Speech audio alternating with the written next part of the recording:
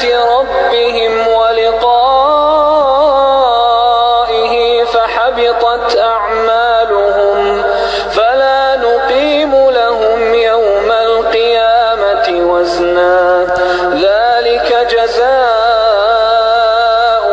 جهنم بما كفروا واتخذوا آياتي ورسلي هزوا إن الذين آمنوا وعملوا الصالحات كانت لهم جنات الفردوس نزلا خالدين فيها لا يبغون عنها حولا قل لو كان البحر مدادا لكلمات ربي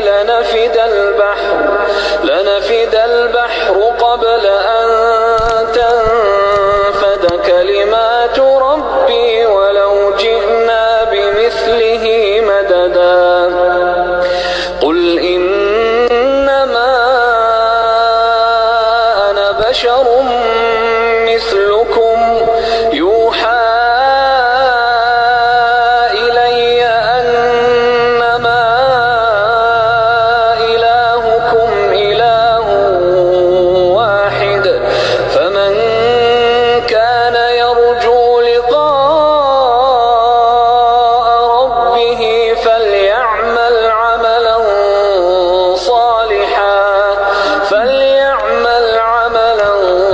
صالحا ولا يشرك بعبادة ربه أحدا بسم الله الرحمن الرحيم الحمد لله الذي أنزل على عبده الكتاب ولم يجعل له عوجا قيما لينذر بأسا شديدا من لدنه ويبشر المؤمنين الذين يعملون الصالحات أن لهم أجرا حسنا ماكثين فيه أبدا وينذر الذين قالوا اتخذ الله ولدا ما لهم به من علم ولا لآبائهم كبرت كلمة تخرج من أفواههم إن يقولون إلا كذبا فلعلك باخع نفسك على آثارهم إن لم يؤمنوا بهذا الحديث أسفا إنا جعلنا ما على الأرض زينة لها لنبلوهم أيهم أحسن عملا وإنا لجاعلون ما عليها صعيدا جرزا أم حسبت أن أصحاب الكهف والرقيم كانوا من آياتنا عجبا إذ أوى الفتية إلى الكهف فقالوا ربنا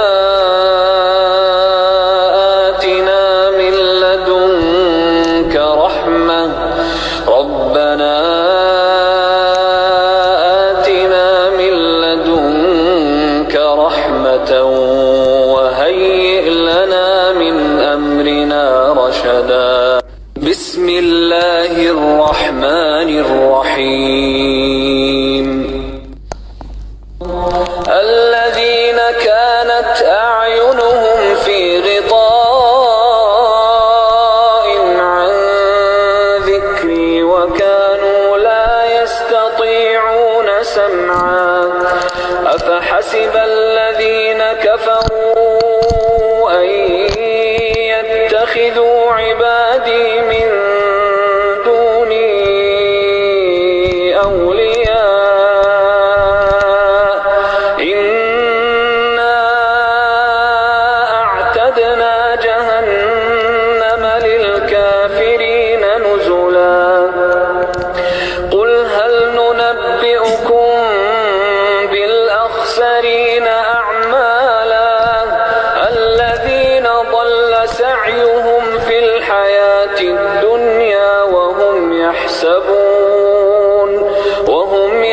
يحسبون أنهم يحسنون صنعا أولئك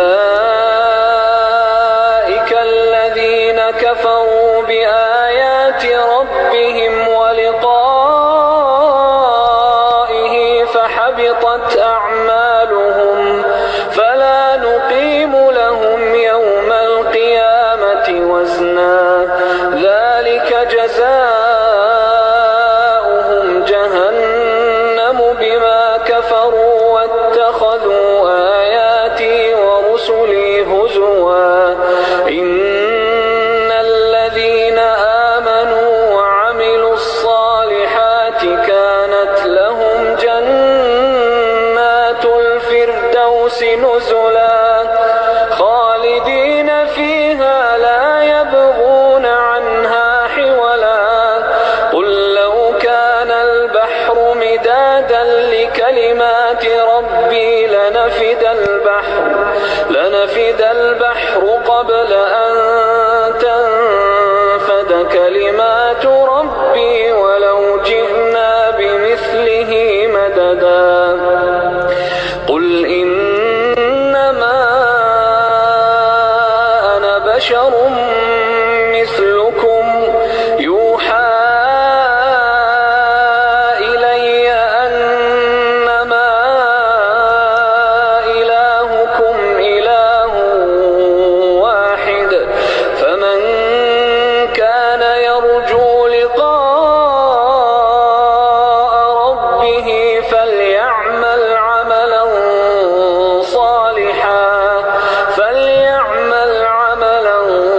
صالحا ولا يشرك بعبادة ربه أحدا.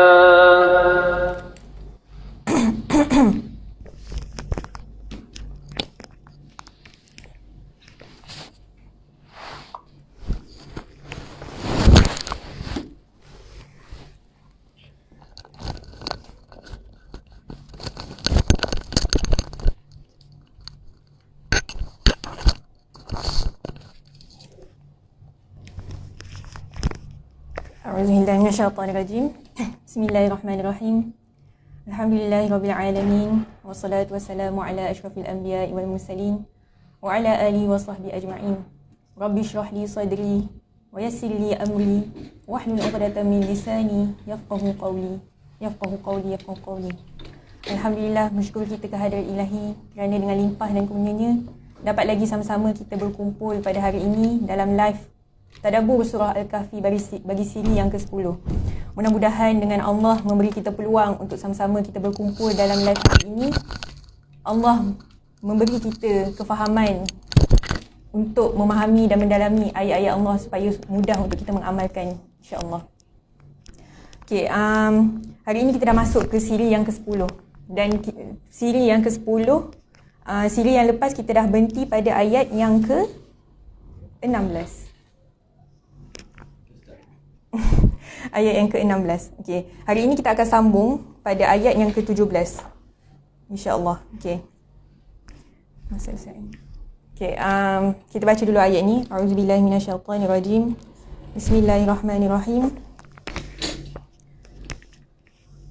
Wa tara asy-syamsa idza tala'at tazawaru 'an kahfihim dhatal yamin wa idza gharabat taqribuhum dhatal shimal wa hum fi fajwatin min ذلك من آيات الله من يهدي الله فهو المهتد ومن يضلل فلا تجد له وليا مرشدا.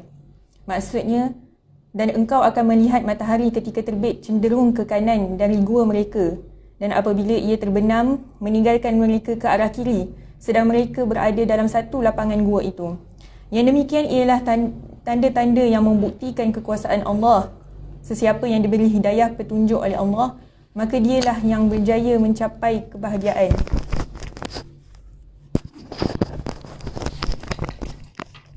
Dan sesiapa yang disesatkannya, maka engkau tidak sekali-kali akan beroleh sebarang penolong yang dapat menunjukkan jalan yang benar kepadanya. Ayat ini menceritakan tentang keadaan gua. Sebagaimana yang kita tahu, para pemuda Ashabul Kahfi, mereka melarikan diri untuk menyelamatkan iman mereka dan mereka menuju ke satu gua. Allah mengilhamkan kepada mereka untuk pergi ke sebuah gua. Dan di dalam ayat ini, ayat ke-17, Allah menceritakan tentang keadaan gua tu, di mana mereka bersembunyi, keadaan gua tersebut. Okey. Kita tengok lokasi gua. Okay, dalam ayat ni Allah sebutkan tentang lokasi gua tersebut, iaitu Allah memberitahu bahawa pintu gua ini berada di sebelah utara. Kerana Allah Subhanahu Wa Taala memberitahu bahawa jika sinar matahari menembusi gua saat terbit, bayangannya mengarah ke sebelah kanan. Dalam ayat wa tarasyamsa idza tala'at tazawaru an kahfihim dzatal yamin. Dan engkau akan melihat matahari jika terbit cenderung ke arah kanan dari gua mereka. Okay, dia macam ni lah kalau kita nak faham kan keadaan gua tu. Gua tu kalau kita sebut hari tu kan, dia berada di Gunung Ganang. Okay, ni gua tersebut. Okay, ada pintu. Okay. Okay. Macam mana kita nak bayangkan keadaan matahari? Dia terbit, matahari kalau kita tahu terbit dari arah, matahari terbit dari arah timur. Ya, timur. Kalau terbit daripada arah barat tu tanda kiamat. Okey, ni dia terbit dari arah timur. Dan dia bila dia terbenam, dia terbenam ke arah barat kan. Dia seolah macam ni. Dan keadaan gua tak ada kat sini. Matahari terbit dan terbenam dalam keadaan gua tersebut berada di depan dan mensinarkan matahari di belakang lah. Seolah-olah macam tu lah kalau kita senang nak faham kan. Dan maksud lain dari ayat ini ialah pemberitahuan bahawa gua tersebut terletak di sebuah tempat yang tidak terpapar oleh sinar matahari saat ia terbit dan terbenam, menunjukkan bahawa Allah sedang melindungi mereka dari sinar matahari. Tengok kat sini dia kat belakang. Dan kalau kita bayangkan kalau matahari tu ada kat depan dia orang, bukan contoh terbit daripada arah utara ke selatan ke kan, benda matahari tu, sinaran matahari tu akan terpancar direct kepada mereka. Dan benda tu kalau kita tidur pun ada cahaya, susah kan, kita tak akan tidur lena. Dan dekat sini lah macam mana Allah memberitahu tentang lokasi gua tersebut. Tapi kalau kita tengok, Allah sebut lokasi gua ni hanya Allah sebut macam mana keadaan kedudukan matahari, macam tu. Tapi Allah tak sebutkan exactly lokasi gua ni dekat mana kan, kat mana, kat negeri mana ke apa ke kan. Okay. Tapi para ulama, orang tetap membincangkan benda tu. Biasalah manusia kan, manusia dia jenis ada perasaan curiosity kan. Curiosity, dia sentiasa bertanya-tanya kat mana tempat ni, apalah bla bla kan. So dalam lokasi gua yang dibincangkan ada 3. Satunya di Jordan, yang keduanya di Turki, dan yang ketiganya di Palestin. Kalau tak silap saya lah, ada 3 tempat kan.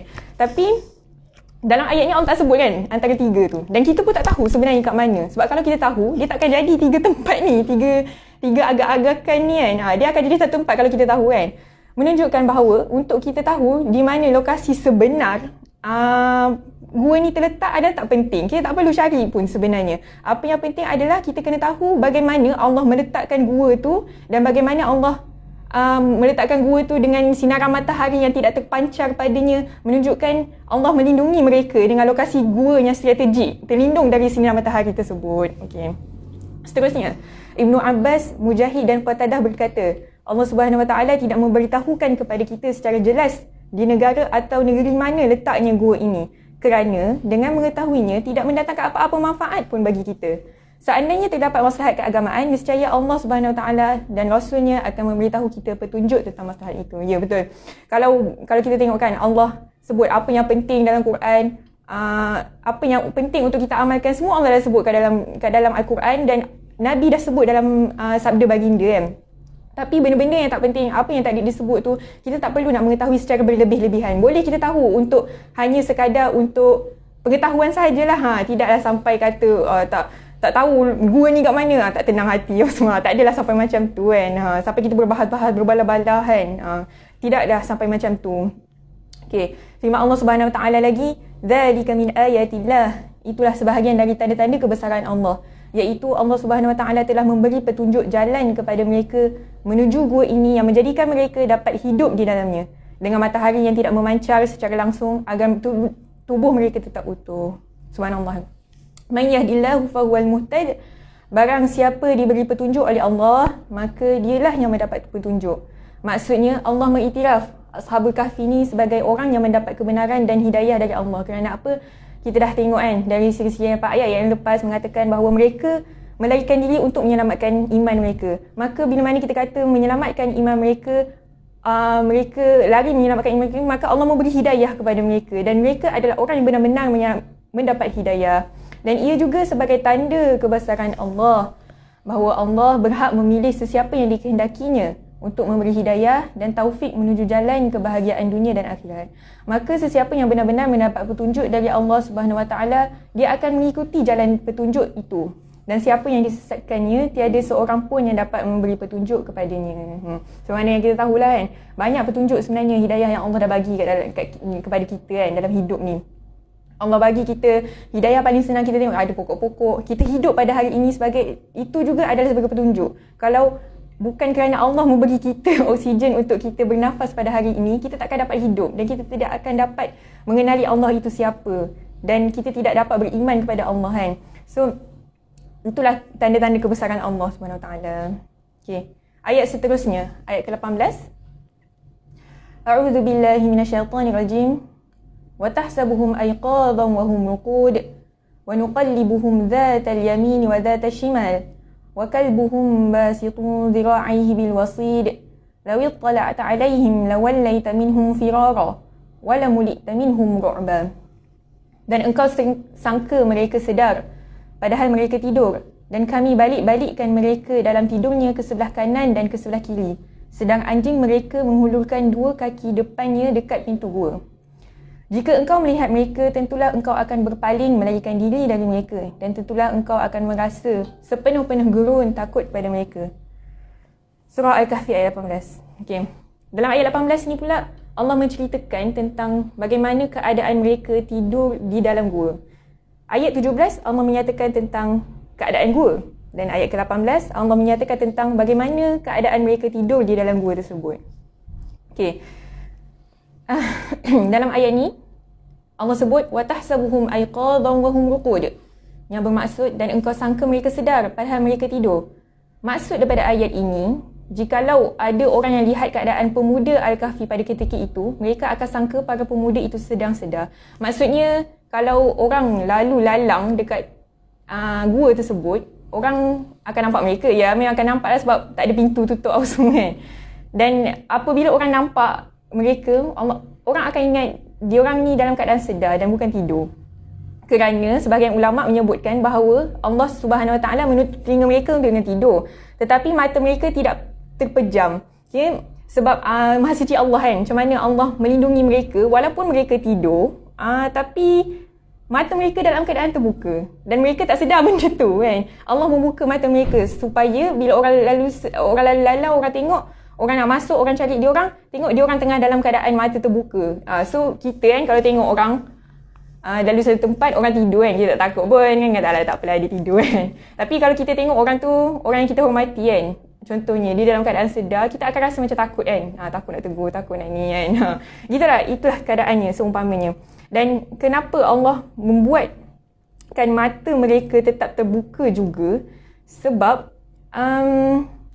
dia ni sebab untuk make sure mata dia orang tu tak rapuh. Sebab kita tahu kan, kalau mata kita, kalau lama-lama kita kan, kalau kita tidur lama kan, contoh mata tertutup lama kan, mata tertutup lama tu, bila kita bangun kita rasa macam sakit mata. Rasa tak? Rasa macam mata kering, lepas tu macam nampak tak nampak kan. So macam mana Allah nak menjaga mata mereka adalah dengan Allah membuka mata mereka. Dan bila mana mata mereka tetap mendapat angin daripada luar, benda tu dapat menyelamatkanlah mata mereka tetap terpelihara. Tetap nampak seperti biasa walaupun ditidurkan selama 300 tahun lebih.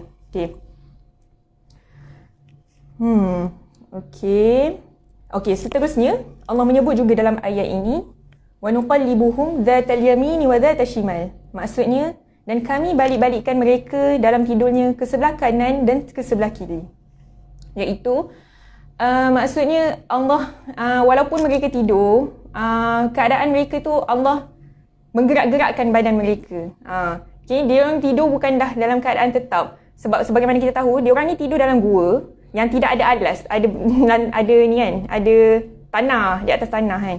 Dan kita jasad manusia, contoh paling senang nak bagi contoh, mayat kalau duduk dalam tanah, lama-lama dia akan rapuh. Betul kan? So, begitulah bagaimana Allah menyelamatkan mereka. Maksudnya, kalau mereka tidur dalam keadaan tidak bergerak-gerak, lama kelamaan, tanah akan memakan tubuh mereka. Jadi bagaimana Allah nak menyelamatkan jasad mereka dari dimakan oleh tanah, maka Allah menggerak-gerakkan mereka.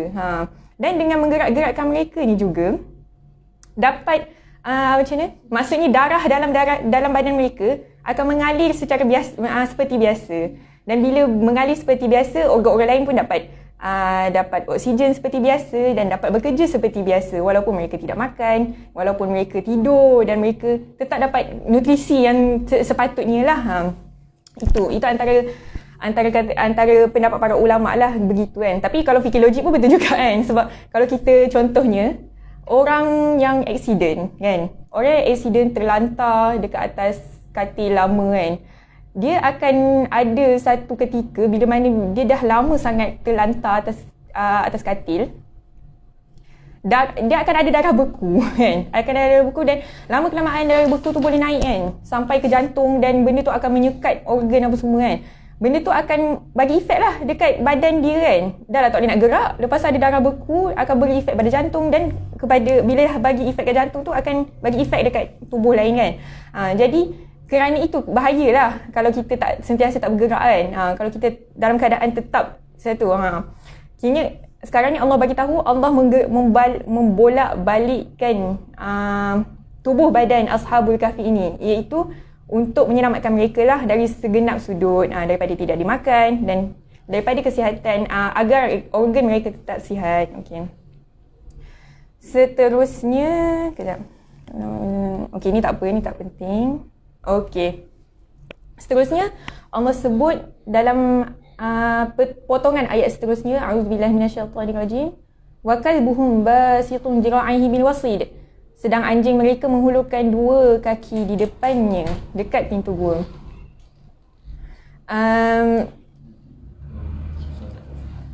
Dalam ayat ini Allah sebut Allah menghantarkan mereka seekor anjing. Seekor anjing yang melindungi mereka di hadapan pintu gua. Dan anjing ni, ada orang kata, ada sebahagian pendapat lah kata anjing ni milik salah seorang antara mereka, para Ashabul Kahfi ni. Tapi sebenarnya benda tu inilah, kita tak tahulah sebenarnya anjing tu siapa kan. Tapi apa yang penting adalah Allah menghantar anjing untuk melindungi mereka di dalam gua itu. Yalah, anjing tu pun dia sama keadaannya dengan Ashabul Kahfi itu. Anjing tu dia tidur sebenarnya, tapi mata dia tetap terbuka. Jadi benda tu dia akan melindungi. Bila anjing ada di hadapan gua, benda tu akan melindungi mereka. Sebab yelah, kalau orang lalu-lalang kan, dia tengok ada anjing kat depan gua, dia akan jadi takut kan. Dia akan jadi takut, maka benda tu akan melindungi mereka. Okay, yelah. Dan seterusnya Allah sebut di dalam potongan ayat seterusnya, law ittala'ta 'alaihim lawallaita minhum firara wa lamulita minhum ru'ba. Jika engkau melihat mereka, tentulah engkau akan berpaling melarikan diri dari mereka, dan tentulah engkau akan merasa sepenuh-penuh gerun takut kepada mereka. Dan dalam ayat ini juga Allah membayangkan kepada kita bahawa keadaan gua yang sangat menakutkan. Sudahlah, ada orang di dalam gua tersebut yang tidur tapi nampak seperti sedar. Dan seterusnya, ada pula anjing kat dalam tu yang melindungi mereka. Ada anjing tu dah cukup takut dah lah kan untuk orang lalu. Dan ditambah pula lagi, Allah menambahkan emosi kat sini. Allah kata, orang-orang yang lalu kat sini tentunya akan rasa takut. Dan mereka takkan ganggulah para pemuda Al-Kahfi ni. Dan mereka takkan cari, takkan siasatlah siapa para pemuda Al-Kahfi ni. Sebab lantaran mereka terlalu takut kan. Bila dia nampak pemuda Ashabul Kahfi kat dalam tu, mereka akan terus lari. Itulah bagaimana Allah melindungi mereka.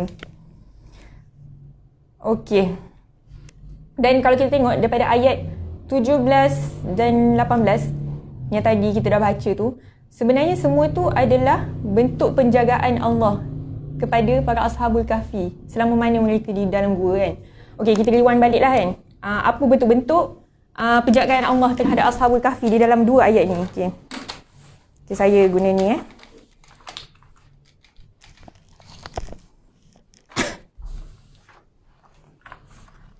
Okay, dalam ayat 17 Allah sebut kita baca tadi, a'udzubillahi minasyaitonirrajim, wa tarasyamsa idza tala'at tazawaru an kafihim dhatal yamin. Okey. Tentu dia dulu.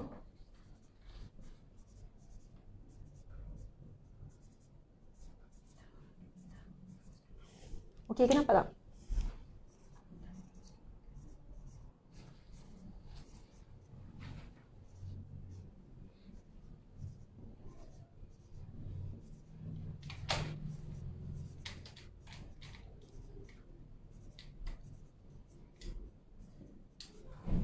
Okay, kalau tak nampak beritahu Okey. Dalam dua ayat ni Allah menyebut tentang bentuk bagaimana Allah menjaga para ashabul kahfi selama mereka berada di gua selama berapa tahun? 300 tahun lebih kan? Okay. Satu daripada ayat ni kita boleh nampak bagaimana Allah menjaga mereka adalah satunya Allah sebut pasal matahari. Asy-Syams, iaitu kedudukan matahari yang tidak terpancar secara langsung pada mereka. Okey. Ataupun kita boleh kata tentang lokasi gua yang terlindung dari sinar matahari.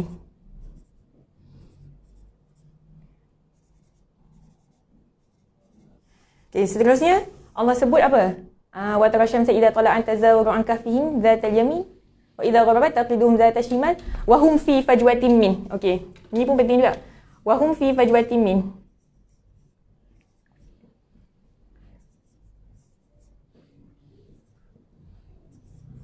Apa yang dimasukkan dengan wa hum fi fajwatin min tu adalah mereka berada betul-betul di dalam gua. Dan bukannya Allah letakkan mereka di hadapan gua, dekat pintu ke, dekat luar ke kan. Mereka ada di dalam gua. Betul-betul kat dalam gua kan. Wahum fi fajwatin, berada di dalam gua.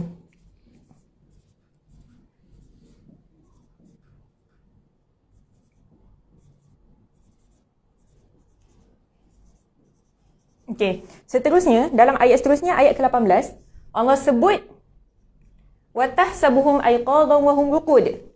Kamu menyangka mereka tidur. Kamu menyangka mereka dalam keadaan sedar sedangkan mereka sedang tidur. Kan? Wa tahsabuhum ayqadhan.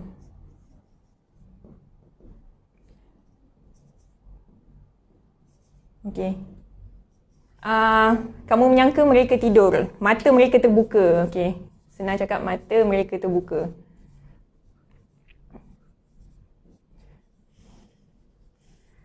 Seterusnya Allah sebut wa nuqallibuhum dhatal yamin wa dhatal shimal. Allah membolak-balikkan tubuh badan mereka kan. Wa nuqallibuhum bermaksud Allah membolak-balikkan tubuh.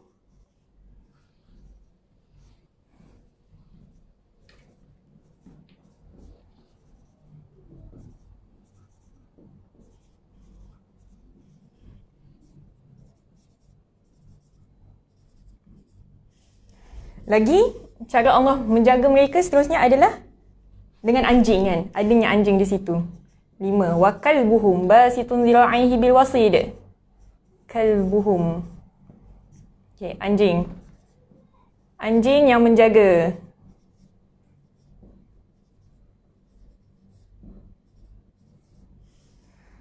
Dan last sekali Allah kata, law ittala'na 'alaihim lawallaita minhum firara wala mulita minhum ru'ba. Keadaan gua tu yang benar-benar menyeramkan. 6. Ru'ba. Menakutkan, keadaan yang menakutkan.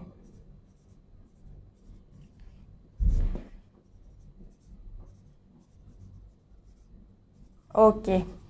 Jadi ini adalah 6 cara yang kita boleh nampaklah melalui ayat ini bagaimana Allah melindungi para ashabul kahfi kan. Okey. Dia semua ni macam mana? Allah melindungi siapa kat dalam ni? Okey, tanya balik. Allah melindungi para Ashabul Kahfi ni kan. Para Ashabul Kahfi ni siapa? Ashabul Kahfi ni adalah mereka yang melarikan diri kerana ingin menyelamatkan iman mereka kan. Dan bila kita kata melarikan diri kan, kalau kita terfikir, contohlah kita kan, kita melarikan diri, contohlah adalah masalah apa-apa kat rumah ke apa kan, ada orang datang kejar kita, alung kejar kita kan, contoh kan, bayang. Kita nak melarikan diri, kita tinggalkan keluarga, kita tinggalkan harta yang kita ada kan, apa yang akan terlintas pada fikiran kita? Tentunya kita fikir macam, aku nak melarikan diri, tak ada apa-apa ni aku bawa bekal kan, macam mana aku nak menyelamatkan diri aku? Adakah aku akan survive selepas ini? Dan kalau aku pergi satu tempat ni, adakah aku akan mati di situ kan? Sebab kita rasa macam tak ada, kita larikan diri tapi kita tak tahu apa nak buat lepas tu kan. Macam tu lah. Tapi, kita tengok macam mana Allah lindung. Macam mana apa yang berlaku pada para Ashabul Kahfi ini. Mereka melarikan diri untuk menyelamatkan iman. Maka dengan asbab niat murni mereka itu untuk menyelamatkan iman, Allah menghantar pertolongan kepada mereka. Dan inilah bentuk pertolongan Allah kepada mereka kan. Bentuk pertolongan Allah dan bentuk rahmat yang Allah beri kepada mereka. Dari sudut mataharinya, dari sudut mereka berada di dalam gua, dan dari sudut mata mereka yang tetap terbuka, dari sudut bagaimana Allah membolak-balikkan badan mereka supaya mereka dapat tetap hidup, dan seterusnya dari sudut anjing yang Allah bagi, dan dari sudut emosi orang yang datang kat situ pun akan jadi takut kan. Dia nak katanya apa kan?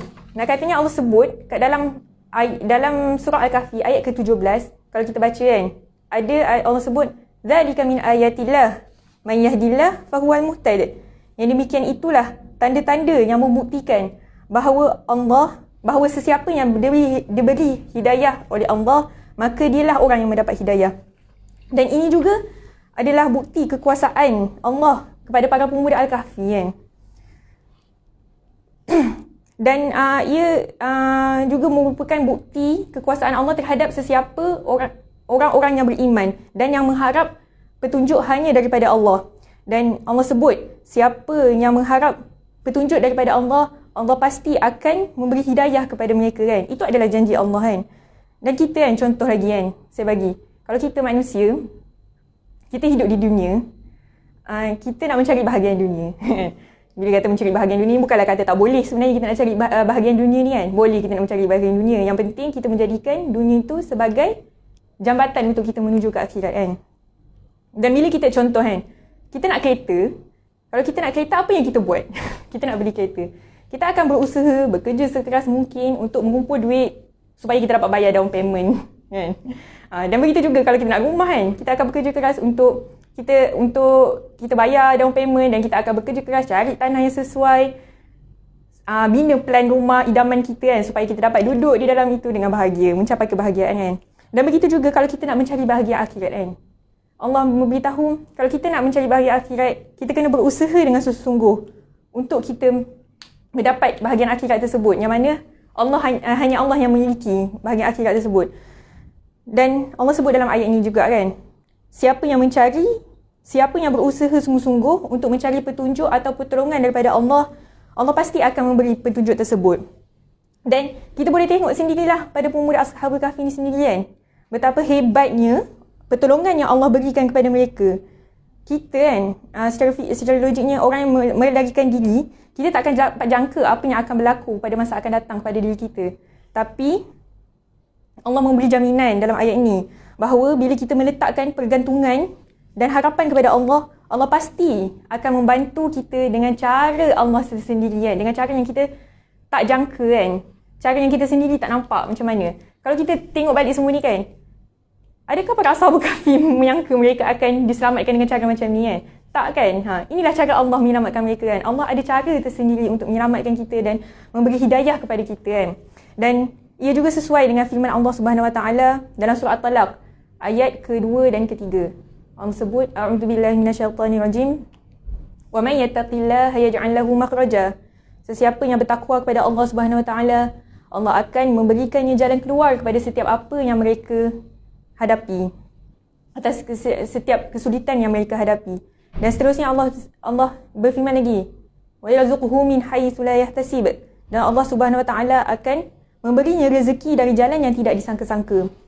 Seterusnya Allah berfirman lagi, wa may yatawakkal 'ala Allah fa huwa hasbuh. Dan sesiapa yang berserah diri bulat-bulat kepada Allah, maka cukuplah Allah Subhanahu Wa Taala baginya. Masya-Allah kan. Allah Subhanahu Wa Taala akan menyelamatkan kita bila mana kita menggantungkan harapan kepada Allah Subhanahu Wa Taala. Inilah juga yang kita boleh belajar daripada cerita pada Ashabul Kahfi kan, ketika mereka ditidurkan. Okay, dah. Saya rasa cukup sekadar tu dulu perkongsian saya pada hari ini. Sekejap.